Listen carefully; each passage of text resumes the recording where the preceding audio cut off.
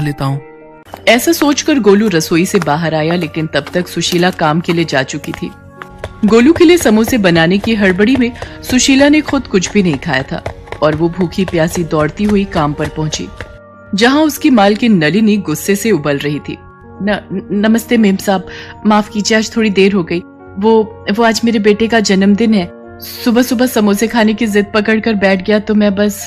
देख सुशीला, मैंने तुझे काम पर रखने से पहले ही बता दिया था कि मेरे साथ ये देर से आने की नौटंकी नहीं चलेगी। तुझे पता है ना कि साहब को सुबह सुबह ही काम पर जाना होता है। आज तेरी वजह से उन्हें सिर्फ दूध और फल खाकर ऑफिस जाना पड़ा, और बंटी वो बेचारा भी बस फ्रूट्स लेकर ही गया है टिफिन में। बस आज के लिए माफ कर दीजिए मेम साहब, दोबारा आपको शिकायत का मौका नहीं मिलेगा। हाँ, दोबारा ऐसा नहीं होगा, क्योंकि मैं तुझे दोबारा ऐसी गलती करने का मौका ही नहीं दूंगी। मैंने अपनी फ्रेंड को बोलकर नई मेड का इंतजाम कर लिया है, वो अभी थोड़ी देर में आती ही होगी। एक बार उससे बात फाइनल हो जाए फिर तुझे काम पर आने की कोई जरूरत नहीं है। नहीं मेम साहब, ऐसा मत कीजिए, मेरी हालत तो आप जानती ही हैं। मेरे पति नहीं है, बस एक यही काम है जिसके सहारे मैं अपने बच्चे को पाल रही हूँ। अगर ये काम भी छूट गया तो बड़ी मुसीबत हो जाएगी मेम साहब। रहने दे, तुम छोटे लोगों के ये सारे हथकंडे ना मैं अच्छे से जानती हूँ। वैसे तो बड़ा गरीब होने का नाटक करती है, लेकिन अपने बेटे की इच्छाएं पूरी करने के लिए खूब पैसे हैं तेरे पास। सुबह सुबह समोसे तल कर आ रही है और कहती है कि गरीब है। चल अब यहाँ खड़ी होकर और मेरा टाइम वेस्ट मत कर, जाकर काम निपटा। मैं उस नई मेड से बात करके बताती हूँ कि तुझे कब तक काम पर आना है। सुशीला नलिनी के सामने गिड़गिड़ाती रही, लेकिन नलिनी को उस पर तरस नहीं आया।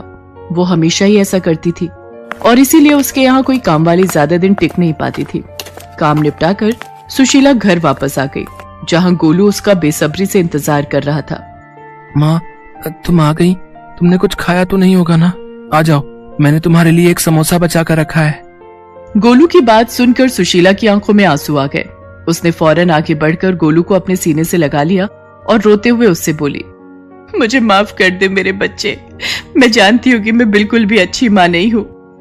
नहीं माँ, ऐसा मत बोलो, तुम बहुत अच्छी हो। और तुम्हें पता है तुम्हारी सबसे अच्छी बात क्या है? तुम्हारे ये समोसे। हाँ माँ, सच में। और इस बार जो चटनियाँ बनाई थी तुमने, आहा, मजा ही आ गया माँ, बिल्कुल चाट सी बन गई थी। हाँ, समोसा चाट। तुम रुको, मैं अभी तुम्हारे लिए वैसे ही समोसा चाट बनाकर लाता हूँ जैसे आज मैंने खाई थी। इतना कहकर गोलू सीधा रसोई में गया और फिर उसने बचे हुए एक समोसे को एक प्लेट में तोड़कर उस पर तीखी और मीठी चटनी डाल दी। फिर उस पर थोड़े से चने भी डाल दिए और फिर उसे लेकर सुशीला के पास गया। लो माँ, खाकर देखो इसे। अरे ये क्या हाल कर दिया तूने समोसे का?